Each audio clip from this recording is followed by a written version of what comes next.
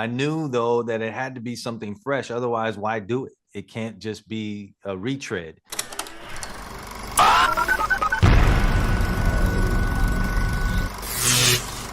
Hi, I'm Makkedah Ramsey with Pop Culture Planet. I'm so excited to be speaking with you today. How are you doing? Hi, Makkedah. I'm doing great. I'm good. How are you doing? I'm doing good. I'm doing good. I'm excited to get into this conversation. As a Black woman, are deeply connected with the show. The characters in Cross are just like they avoid the typical stereotypes we often see in Black characters in the media. How important was it for you to portray the depth and complexity of these characters, and how did that commitment show up in the final product? It was a major priority for me to reflect a Black community that I was familiar with.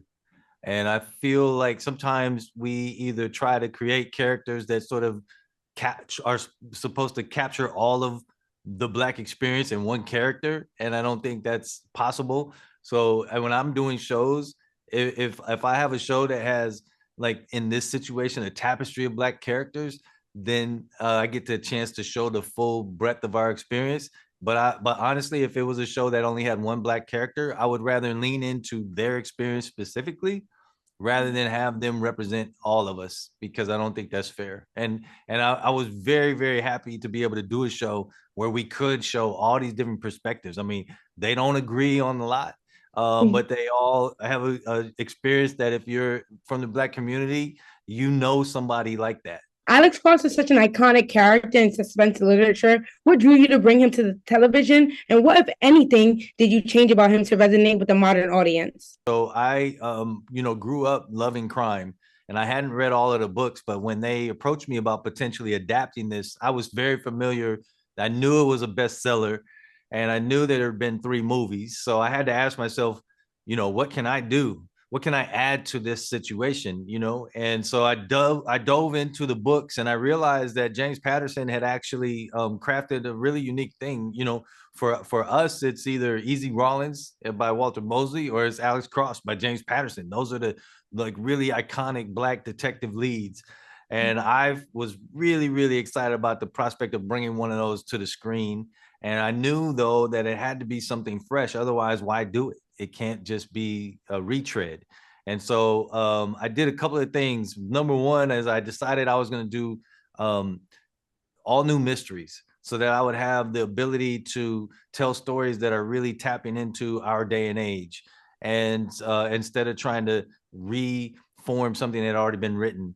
And the other thing is, I wanted to update Alex Cross. I felt like in a television version, we might be able to do some things that we hadn't seen before. One is build out these relationships that he has, like his incredible lifelong friendship with John Sampson. That gives us an incredible vehicle for exploring masculinity and Black masculinity and friendship and history.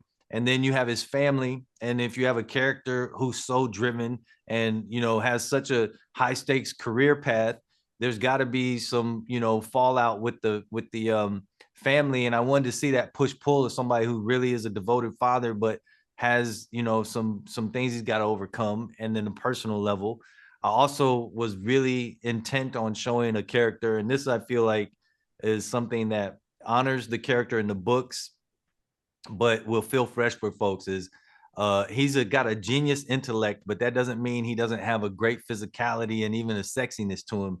And so I told everybody, I said, if I do this show, there's a couple of things you got to know. Alex Cross is going to be Black, and he's also going to have swagger. And James Patterson said, "Hey, I'm all for it." What about Aldous Hodge made him the perfect choice for Alex Cross? I mean, did you immediately know? Because I feel like he was amazing.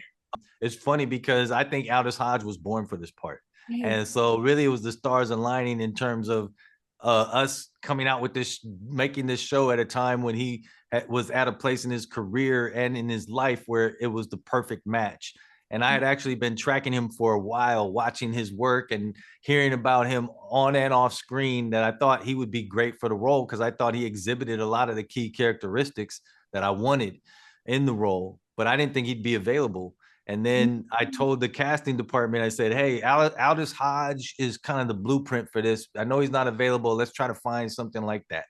And then somewhere down the line, they said, "Wait, he might be available. He's reading the script." and he read the script and he wanted to meet, and he came to the meeting thinking he was going to have to convince me to cast him, and I came to the meeting thinking I was going to have to convince him to take the part.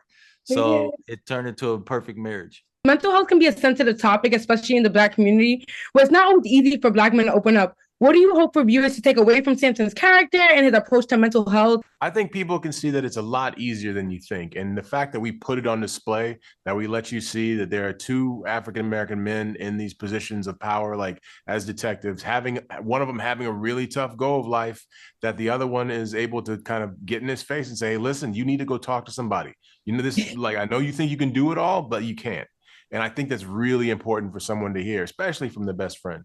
Of course, I completely agree. I just love how the dynamic is and how they talk to each other. And speaking of that, Samson and Cross have this brotherly love and this bond that's just like beautiful.